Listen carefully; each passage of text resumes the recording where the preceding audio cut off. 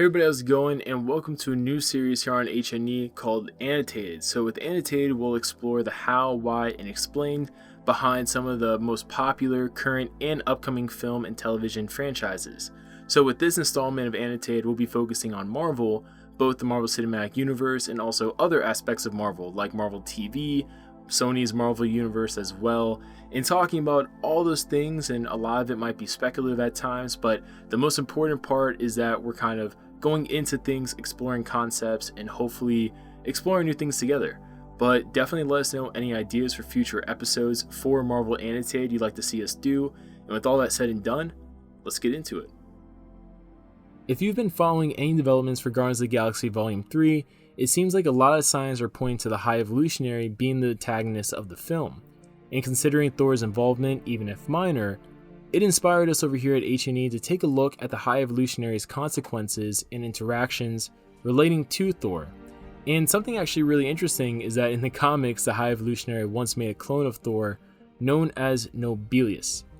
Now, we doubt that will occur in the actual film for Guardians of the Galaxy Volume 3, but a character closely associated with Thor that's been teased to also share a history of genetic engineering, cybernetic enhancements, is Beta Ray Bill.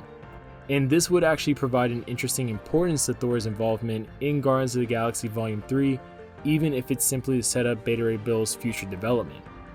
Now, a lot of people when they hear that are probably thinking, how does this make sense on paper? And although Beta Ray Bill supposedly appeared as a past champion on Sakaar, he never physically appeared. And Kevin Feige mentioned that this was because any screen time given to him in Thor Ragnarok would be insignificant for the character. Thus, another appearance would be needed to do him proper justice. And this provides the MCU with two clear options going forward, with the first one being making that appearance of Beta Ray Bill in the future, stemming simply off of him being a prior champion on Sakaar, or number two, retconning that tease from Thor Ragnarok in favor of doing a totally new introduction, which would be fairly possible since they never said him by name as the champion. They just simply had a statue with a face looking similar to his. And in my opinion, option 2 wouldn't really be a hard sell for audiences, as the first Guardians of the Galaxy originally teased Adam Warlock's cocoon in the Collector's possession. Yet in the next Guardians of the Galaxy, Adam Warlock received an entirely new setup for his proper MCU introduction. So in the same way, I think the MCU could provide Beta Ray Bill with something similar. Going off of what we know and what's been established, it does seem like any interaction between the High Evolutionary, Guardians of the Galaxy, and Thor would be minimal, at least for all three of them being involved at the same time. And using comics as an influence, as we commonly like to do, the High Evolutionary is a master at creating advanced humanoid animals called Newmen, using artificial evolution, genetic engineering, and cybernetic enhancements. He once also helped heal Adam Warlock after he was brutally beaten to near death by Thor. Using Rocket Raccoon as a potential example of the High Evolutionary's work in the MCU, it was noted he was genetically and cybernetically enhanced.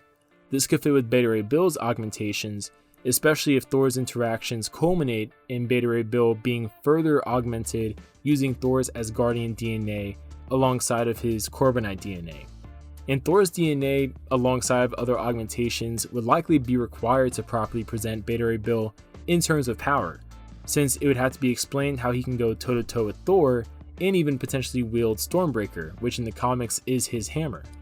So overall, I think Corbinites, since they have been appearing and teased in the MCU with cameos in Thor: The Dark World and most recently in Avengers Endgame, during the part with the 2014 flashbacks, the High Evolutionary would actually make a lot of sense for introducing a character like Beta Ray Bill, because he would explain genetic and cybernetic enhancements for a being like a Corbinite. And that iconic horse face would actually fit pretty well with James Gunn's comedic MO, as you could give an example that maybe the horse DNA was thrown in to fit more with the Newman of Counter-Earth that the High Evolutionary is known for. And while the whole video is speculation at most, I thought it would be really interesting to explore it, since there are breadcrumbs that could logically explain Beta Ray Bill's reinvention for Guardians of the Galaxy Volume 3 through the High Evolutionary. But leave your comments down below, what do you guys think, and we'll see you guys later.